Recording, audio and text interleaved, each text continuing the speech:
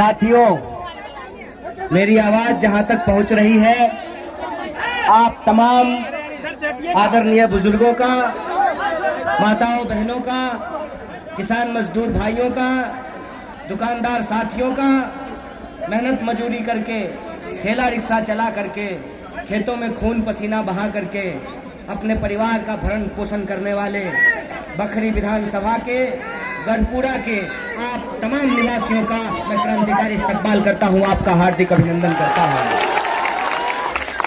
दोस्तों, कल मेरी तबीयत खराब हो गई थी और मुझे लग रहा था कि शायद आज हम अपनी बातचीत आपके बीच नहीं रख पाएंगे, लेकिन मंच पे मौजूद सम्मानित लोगों को देखकर, विभिन्न पार्टी के नेतागण और आपके चेहरे की उम्मीदों को देख करके एक नई जान आ गई है। इसके लिए मैं आपका तहे दिल से शुक्रिया अदा करता हूं। दोस्तों, आप सब जानते हैं कि ये महागठबंधन 5 पार्टियों का महागठबंधन है। लोग कहते हैं 5 अंक बड़ा शुभ होता है और ये इस बात का शुभ संकेत है कि हम लोग अपनी तमाम चीजों को भुलाकर ये चाहते हैं कि एक मुकम्मल एकता बने, एक चट्टानी एकता बने। और ये चट्टानी एकता सिर्फ इस बात के लिए नहीं है कि हम तालमेल करके कुछ सीट जीत जाना चाहते हैं। दरअसल हमारी कोशिश ये है कि ये चट्टानी एकता बिहार में बदलाव को लेकर के आए, बिहार को बदलने का काम करे, इसलिए एकता बनाई गई है। इस महागठबंधन में शामिल राष्ट्रीय जनता दल के तमाम नेतागण, आदरणीय राम पदारथ बाबू, उर्मिला ठाकुर जी, सीपीआईएम के नेतागण, सीपीआई के नेतागण, आप सबका मैं बहुत बहुत धन्यवाद करता हूं कि एक बार आपने पुनः मुझे गढ़पुरा आने का मौका दिया है।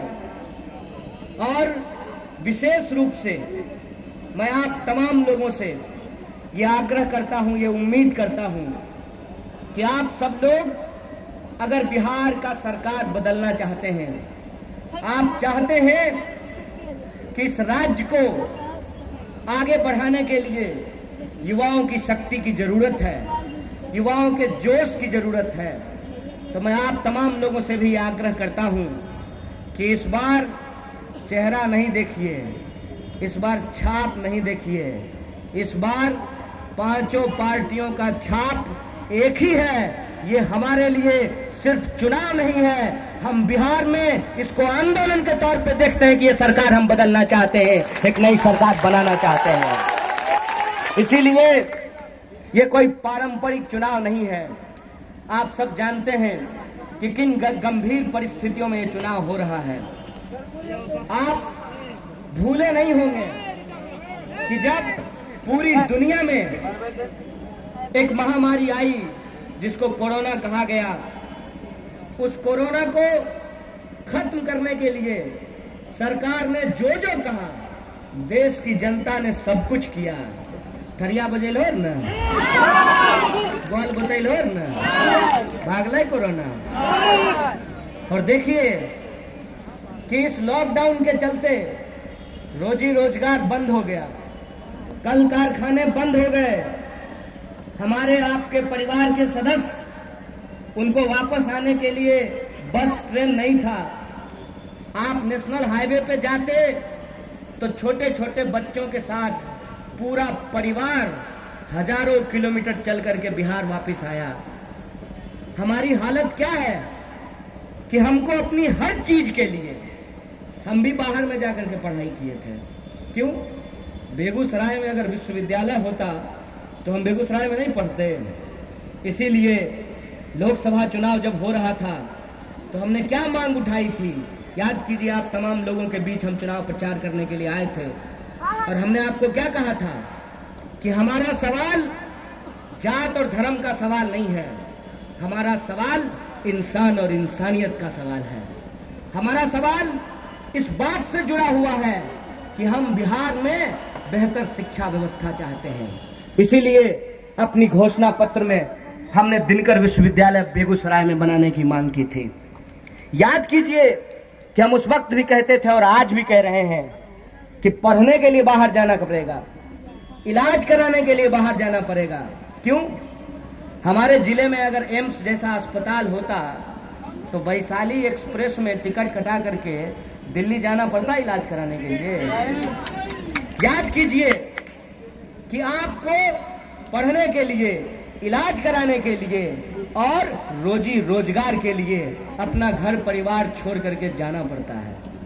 अभी तो लॉकडाउन था, हजारों लोग, लाखों लोग वापिस बिहार लौट करके आए और उनके दिल में क्या दर्द था कि अगर काम मिल जाता, अगर व्यवस्था हो जाती की है नौवीं का दिल्ली बम्बई कलकत्ता रहे का, 10वीं दिल्ली बम्बई कलकत्ता रहे का, ईद बकरीद दिल्ली कलकत्ता बम्बई रहे का।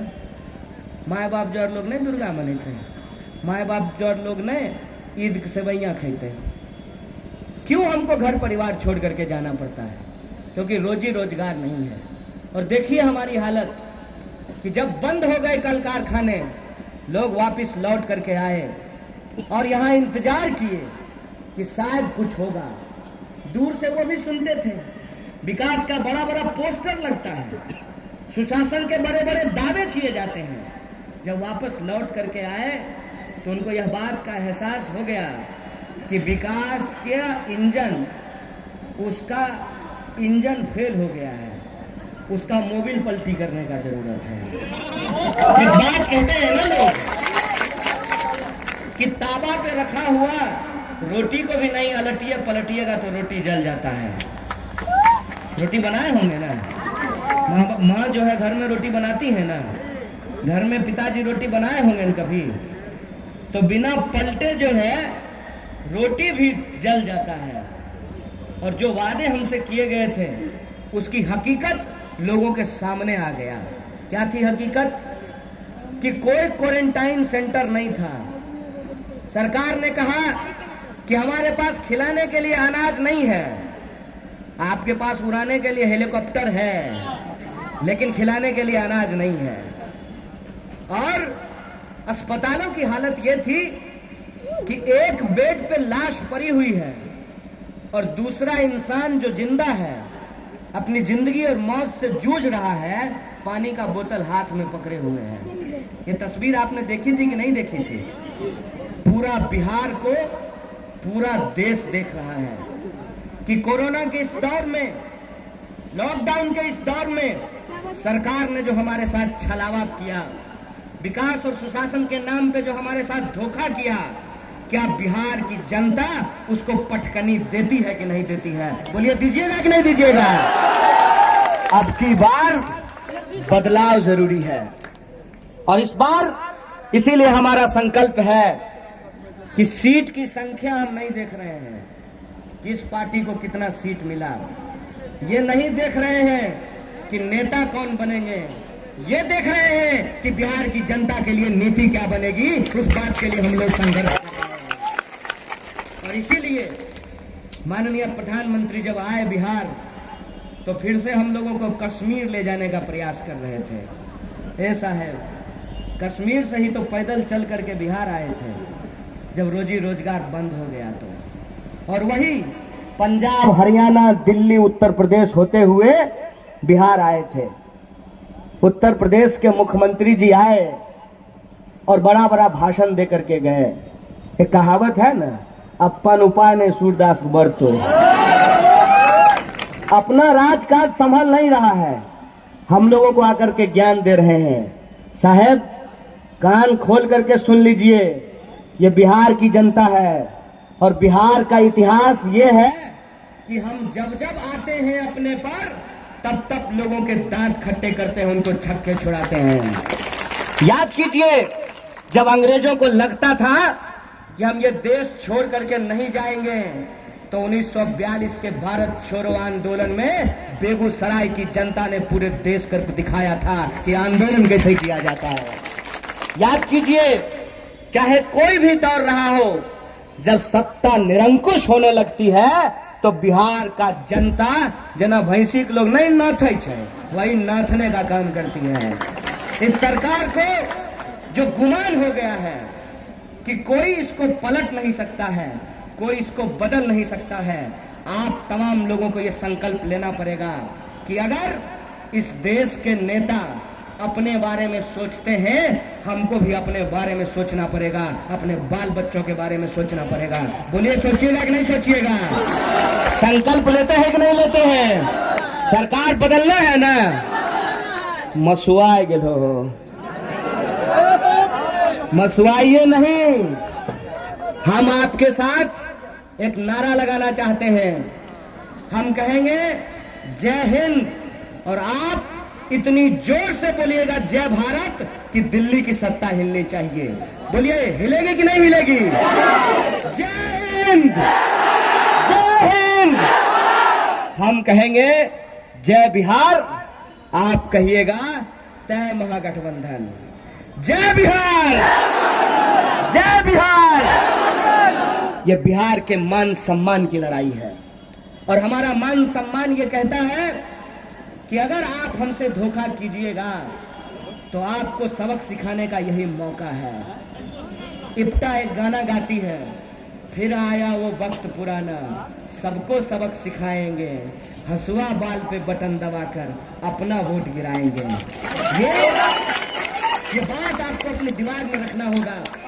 जब आप 3 तारीख को मतदान करने के लिए जाइएगा तो 1 मिनट खड़ा होकर के सोचिएगा कि हम ये मतदान क्यों कर रहे हैं। हम ये मतदान उनके लिए कर रहे हैं जिनके माँ बाप लॉकडाउन में पैदल चलते हुए, जिनके पैर में छाले पड़ गए, उनके पक्ष में हम लोग मतदान करेंगे। जब आप 3 तारीख को मतदान करने के लिए जाइएगा तो आप सोचिएगा कि हमारे बच्चे जो इंजीनियरिंग करके, ITI करके, पॉलिटेक्निक करके, BA करके, BSc करके, MA करके, PhD करके अपनी डिग्री लेकर के नौकरियों का इंतजार कर रहे हैं, उनके भविष्य के लिए मतदान कीजिएगा। हमारे किसान भाई जो खेतों में जाकर के खून पसीना बहाते हैं और उनको उनके फसल का दाम नहीं मिलता है। एक उदाहरण सोच करके देखिए, आपका मकई का न्यूनतम समर्थन मूल्य आपको नहीं मिलेगा, लेकिन आपके मकई से जो मकई का उजड़ का लावा होता है ना, अंग्रेजी में उसको पॉपकॉर्न कहते हैं। वही सिनेमा हॉल में जब आप पॉपकॉर्न खाइएगा तो 250 रुपया का पैकेट मिलता है, 5 ग्राम। लेज का चिप्स का पैकेट देखे हैं, ऊपर से फुला रहता है, अंदर में 4 गो चिप्स रहता है। वही ये सरकार है, वही ये सरकार है कि आपसे आपके चीजों को सस्ता लेती है और आपको आपके जीवन की जरूरत की चीजें महंगा देती है। ये व्यवस्था हम बदलना चाहते हैं। वो चाहते हैं कि फिर से हिंदू मुसलमान करें। हम कहते हैं कि हिंदू मुसलमान नहीं होने देंगे। आप इधर उधर की बात कीजिए, आप धर्म के नाम पर, जात के नाम पर लोगों की लड़ाने की कोशिश कीजिए, हम रोजगार के नाम पर लोगों को इकट्ठा करके दिखाएंगे। ये सवाल हमारे सामने है। इसीलिए हमारा जो संकल्प पत्र तैयार हुआ है, वो 5 पार्टियों का जो घोषणा पत्र है, उस घोषणा पत्र का जो मजमून है, उसकी जो मूल बात है, उसको ही संकल्प पत्र में शामिल किया गया है। और हमारा संकल्प जो सबसे बड़ा है कि हम बिहार के नौजवानों को रोजगार देना चाहते हैं। हम चाहते हैं कि बिहार के किसानों को उनके फसल का दाम दिया जाए। हम चाहते हैं कि समान काम का समान वेतन लागू किया जाए। आए हो एक स्कूल में, स्कूल है एक स्कूल में एक छत के भीतर 2 तरह के मास्टर साहब के कौन जरूरी? दुनू गणिते पढ़ाई रहलखिन है। एगो के मिलते 70,000, एगो के मिलते 60,000। ये अन्याय है कि नहीं है? और यही हम चाहते हैं कि शिक्षकों को समान काम का समान वेतन मिले। आज हमारे घर पर सुबह सुबह जो वित्त रहित स्कूल और कॉलेज हैं, उसके शिक्षकों का और उनके कर्मचारियों के संघ के लोग मिलने के लिए आए। उन्होंने कहा कि पूरे बिहार में हम हजारों शिक्षक हैं, हम हजारों शिक्षक महागठबंधन के पक्ष में एक कार्यकर्ता की तरह इस सरकार को बदलने के लिए काम करना चाहते हैं। हम आपसे वादा चाहते हैं कि हम वित्त रहित शिक्षकों का भी मुद्दा उठाया जाए। हमने कहा कि मौका दीजिए, अवसर दीजिए, गाड़ी चलवे देखो तब न पता चलता ड्राइवर बढ़िया अच्छी कि नहीं। गाड़ी चलवाइए नहीं तो तब कहे छो के ना चलते हैं। अरे हर काम को तो कोई ना कोई जीवन में पहली बार करता है ना। ऐसा तो नहीं है ना कि मुख्यमंत्री और प्रधानमंत्री माइक पेटे से मुख्यमंत्री प्रधानमंत्री बन के आए। ऐसा तो नहीं है ना भाई। कोई काम करने से ही तो होता है। हम लोगों को स्कूल में पढ़ाया जाता था, करत करत अभ्यास के जरमति होत सुजान, रसरी आवत जात के सिल पर पड़त निशान। जब कोमल घरे के रखने से कठोर पत्थर पर निशान हो सकता है तो हम लोग कोई हवाई आदमी थोड़ी है। जीवन के अनुभव से ये सीखे हैं, किताब में कोई गरीबी थोड़ी पढ़े हैं। जब हमारी ही यूनिवर्सिटी की पढ़ी हुई माननीय मंत्री साहिबा कह रही थी कि पूरे बिहार को फ्री वैक्सीन देंगे, तो हमको अपना दिन याद आ गया। जब हम स्कूल में पढ़ते थे तो 50 रुपया दिहाड़ी पे घर घर घूम करके पोलियो का ड्रॉप पिलाते थे। बताइए, उस वक्त का सरकार भी अगर कहता कि नहीं हम बिहार को फ्री देंगे और बंगाल से पैसा लेंगे तो आपको अच्छा लगता सुनने में? ये झूठ क्यों बोला जा रहा है? ये धोखा क्यों दिया जा रहा है? एक तो वैक्सीन अभी आया नहीं है, दूसरा वैक्सीन आने से पहले ही चुनाव आ गया है। तो कुछ तो ऐसी बात हो ना कि फिर से लोगों को ठगा जा सके। जैसे ठगा गया कि आपके खाते में 15 लाख रुपया आ जाएगा, क्या कोई लोग के लोन हाथ उठबोता एको को के नहीं। इहल कहे छियो भाजपो वाला से दुकान पर लड़ाई के जरूरत नहीं है। ऐसा नहीं है खाली तोरे ठेक लेलको है, बेचारा ओकरो ठेक लेलको है। ओकरा कही हो यारवा रहबै ज्वारे साथ चाय पी रहलिए हैं, साथे जेबे एजा से बेगूसराय वह टाटा में लटक के तो आपस में लड़ा कौन जरूरी। और ये बात मैं जोर दे करके आपको कहना चाहता हूँ, कुछ हमारे साथी बदलाव की उम्मीद में जोश से लबरेज हैं। मैं आपके जोश को सलाम करता हूँ और सरकार के प्रति गुस्सा भी स्वाभाविक है। अगर हम ही आज जो है लंबा लंबा भाषण दे दें और कल को सरकार बने तो अपना ही संकल्प पत्र अगर हम भूल जाए तो हमको भी गाली पड़ेगी। ये बहुत स्वाभाविक बात है। लोकतंत्र में असली मालिक जनता है और जनता के सवालों को जो सरकार पूरा नहीं करेगी, चाहे ये सरकार हो या वो सरकार हो, तो उसके प्रति गुस्सा होना स्वाभाविक है। लेकिन गुस्सा का ये कतई मतलब नहीं है कि हम अपने जोश का इस्तेमाल कहीं और कर दें, जोश में होश खो दें।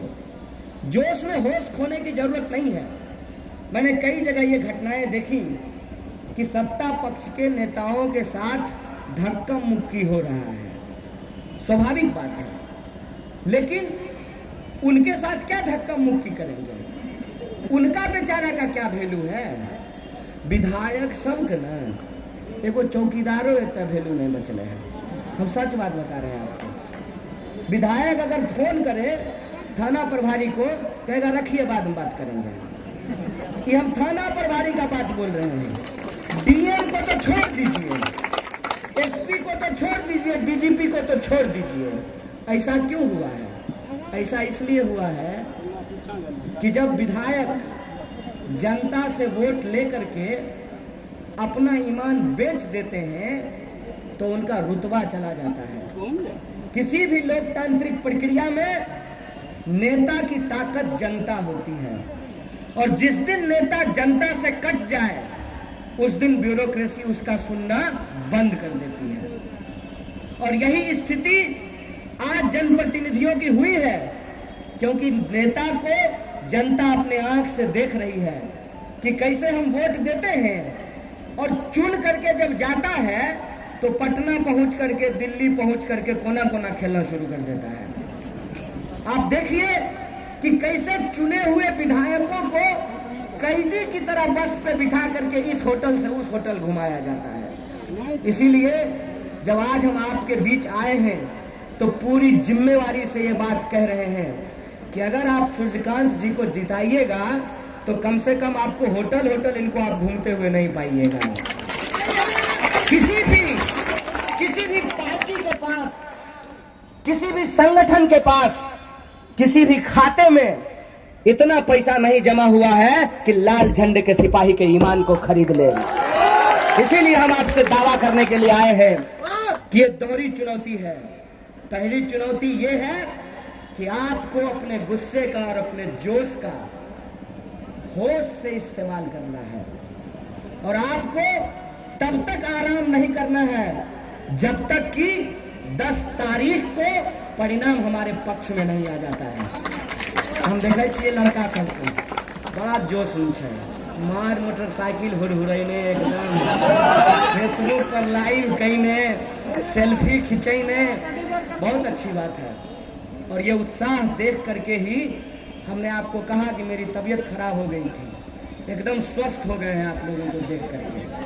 तो ये जोश आप रखिए, लेकिन एक बात याद रखिएगा, चुनाव कई बार युद्ध की तरह होती है। ऐसा नहीं हो सकता है कि जैसे बॉर्डर पे हमारे भाई लोग नौकरी करते हैं तो कहते हैं कि अपना पोस्ट 5 मिनट के लिए भी छोड़ करके दूसरे पोस्ट पर नहीं जा सकते हैं। तो आपको जिस बूथ की जिम्मेवारी मिली है वही आपका पोस्ट है, और उस बूथ में पड़ने वाले जो मतदाता हैं वो आपकी जनता है, आपकी जिम्मेवारी है। एक एक मतदाता को घर से बाहर लेकर के आना, बूथ पर उनको पहुंचाना और कोरोना प्रोटोकॉल को मानते हुए एक एक मतदान महागठबंधन के पक्ष में करवाना, यह आपकी जिम्मेवारी है। और आप जानते हैं कि हम लोग खूब भीड़ जुटा लेते हैं, खूब रैली जो है हम लोग निकालते हैं, और यह मान करके बैठ जाते हैं कि अब ये जीत गए, लेकिन परिणाम हमारे खिलाफ आ जाता है। क्यों? क्योंकि जो आखिरी वक्त है उस वक्त हम अपनी जिम्मेवारी को पूरा करने में थोड़ा कसर छोड़ देते हैं। मैं ये बात खास करके अपने नौजवान दोस्तों से कहना चाहता हूं कि खूब फेसबुक लाइव कीजिए, खूब सेल्फी खिंचाइए, लेकिन अपना पोस्ट छोड़ करके कहीं मत जाइए। जिस बूथ की जिम्मेवारी मिली है एक एक वोट वो आपके पक्ष में गिरना चाहिए, और यही आशा और विश्वास के साथ मैं आपको अपील करना चाहता हूं कि अगर हम ईमानदारी से लड़ेंगे तो हर हाल में इस लड़ाई को हम जीतेंगे। दुष्यंत कुमार ने एक बात कही है कि कैसे आकाश में सुराख नहीं हो सकता, एक पत्थर तो तबीयत से उछालो यारो। कैसे यह सरकार बदल नहीं सकती, एक एक वोट को महागठबंधन के पक्ष में डलवाए तो यारो। ये जिम्मेदारी उठानी पड़ेगी और ये लड़ाई हम बहुत जीतेंगे। बहुत बहुत धन्यवाद, बहुत बहुत शुक्रिया आप तमाम लोगों का, बहुत बहुत धन्यवाद।